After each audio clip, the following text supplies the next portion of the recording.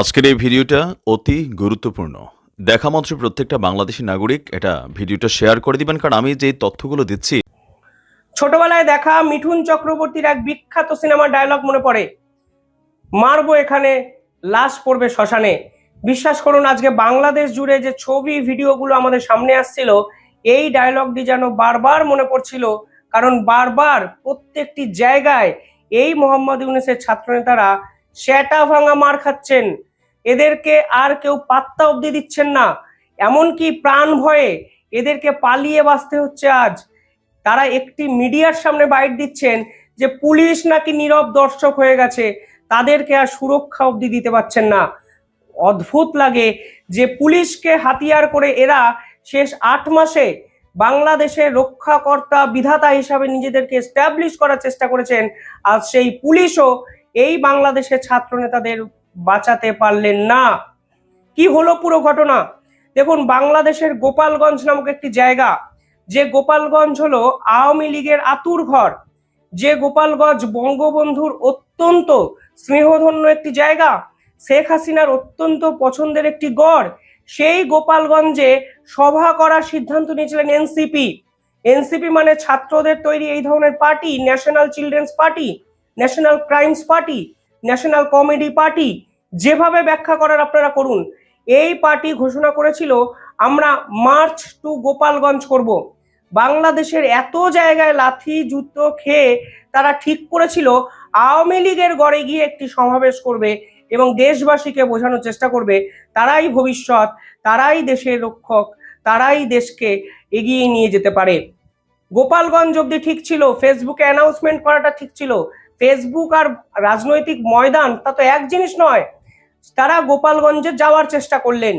এই গোপালগঞ্জে যেতে গিয়ে প্রতিটি পদক্ষেপে তারা বাধাপ্রাপ্ত হলেন।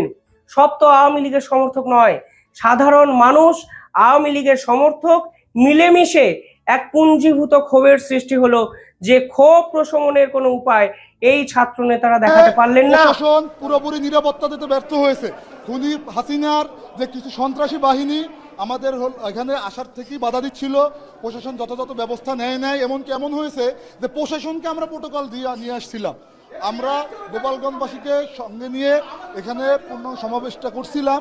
পরে বের হওয়ার সময় আওয়ামী লীগের যে গুন্ডারা মুহুর্মুহুর গুলি শুরু করছে এবং পুলিশরা লেজ গুটিয়ে পালিয়ে গেছে। এটা আমাদের জন্য দুর্ভাগ্যজনক যে পুলিশ যেখানে জনগণের দানমালা নিরাপত্তা দিবে, সেখানে পুলিশ কি করলো, লেজ গুটিয়ে পালিয়ে গেল আওয়ামী লীগ সন্ত্রাসী বাহিনীর সেই গুলির ভয়ে। আমরা দেশবাসীকে আহ্বান জানাই, গোপালগঞ্জ চলে আসুন। গোপালগঞ্জের নিপীড়িত জনতাকে আহ্বান জানাই, আপনারা রাস্তায় নেমে আসুন। আমরা আওয়ামী লীগকে যে গোপালগঞ্জে তারা যে মানুষকে জিম্মি করে, মানুষকে মানবদল হিসেবে ব্যবহার করে যে সন্ত্রাসী কর্মকাণ্ড চালাচ্ছে, তাদেরকে আমরা এদেশ থেকে উৎখাত করব।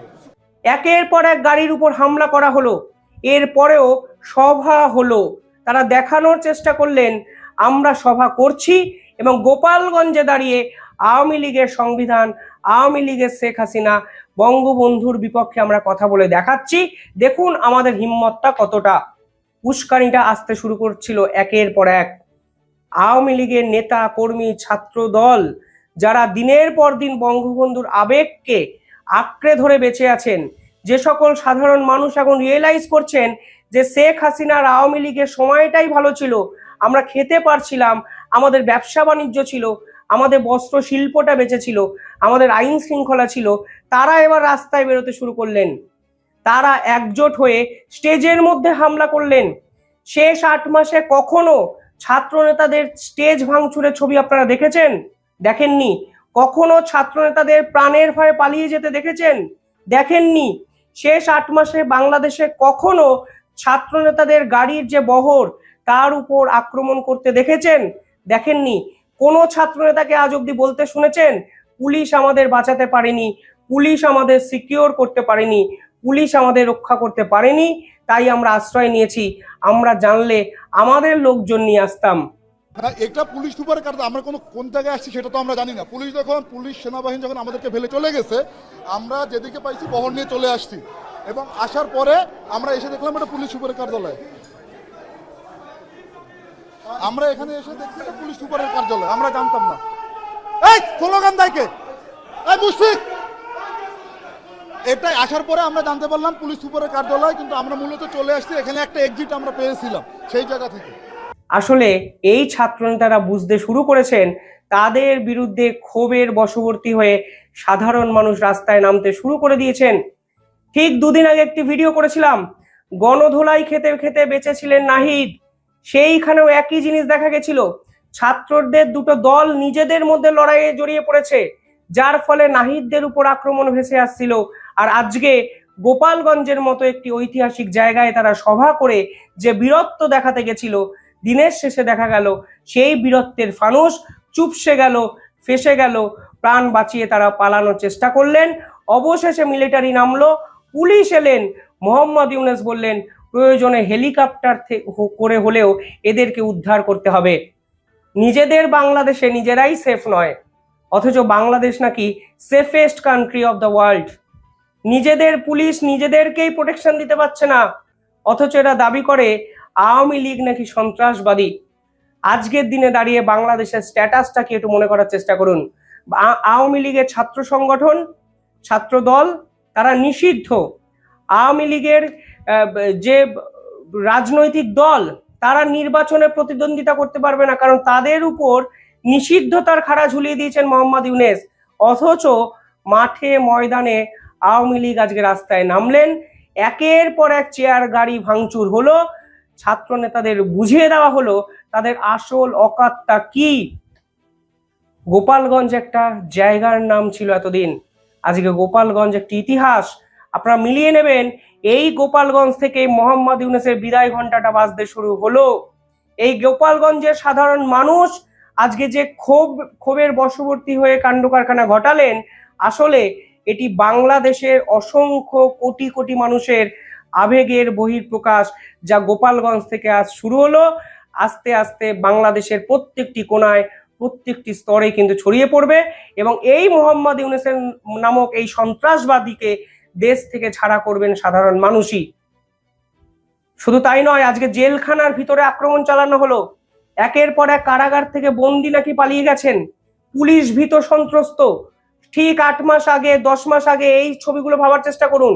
একের পর এক কারাগার থেকে বন্দি পালিয়ে গেছে, পুলিশ নেই, রাস্তা ফাঁকা। আজ গোপালগঞ্জেও ঠিক একই ছবি দেখা গেল, যেখানে পুলিশ নেই, রাস্তা ফাঁকা। পুলিশ ক্যামেরার সামনে বাইট দিয়ে বলছেন আমরা তো সরকারি কর্মচারী, আমাদের ক্ষমতা নেই, আমাদের সংখ্যায় কম, সাধারণ মানুষ আমাদের উপর আক্রমণ করেছে। ঠিক এইভাবেই ইতিহাস বদলায়। আজ গোপালগঞ্জ ইতিহাস বদলে দেখিয়ে দিল যে ইতিহাসে এই নাহিদ, এই সারজিৎ, এই হাসনাতরা থাকবেন না, যে ইতিহাসে বঙ্গবন্ধু থাকবে, বঙ্গবন্ধুর সঙ্গে ভারতের সম্পর্ক থাকবে, শেখ হাসিনা থাকবেন, একে অপরের পারস্পরিক মেলবন্ধন থাকবেন। কারণ এই ইতিহাস বইয়ের পাতায় নয়, শুধু মানুষের মনে কিন্তু আছে। যতই সত্যজিৎ রায়ের বাড়ি ভাঙো, যতই রবীন্দ্রনাথের জাতীয় সঙ্গীতকে বদলের চেষ্টা করো, যতই ভারত বিরোধিতা করে তোমাদের চেয়ার বাঁচানোর চেষ্টা করো, বাংলাদেশের সাধারণ মানুষের মনে কি আছে আজ তার বহিঃপ্রকাশ গোপালগঞ্জ দেখালো। আর এই ছাত্র নেতারা ভাবলেন কিভাবে আওয়ামী লীগকে ব্যান করে দেওয়া মানে আওয়ামী লীগ উড়ে যাবে? আওয়ামী লীগ কি একটি রাজনৈতিক দল?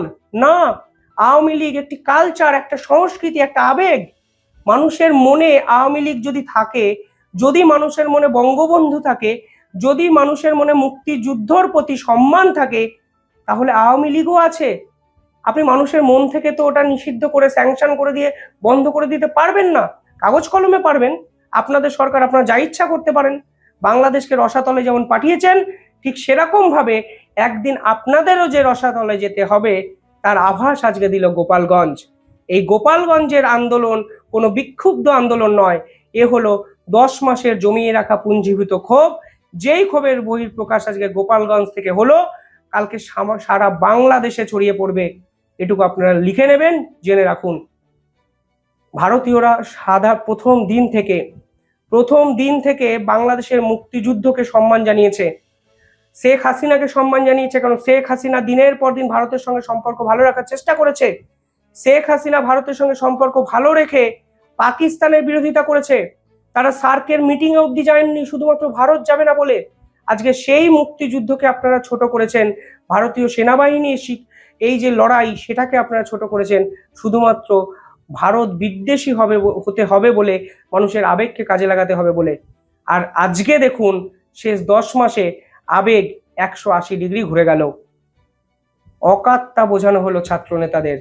গোপালগঞ্জ এক প্রতিবাদের নাম, ইতিহাস গড়ল গোপালগঞ্জ। এই লড়াইকে আমার মতো অনেকেই হয়তো সেলাম জানাবেন, স্যালুট করবেন। কিভাবে দেখছেন আপনারা পুরো বিষয়টি?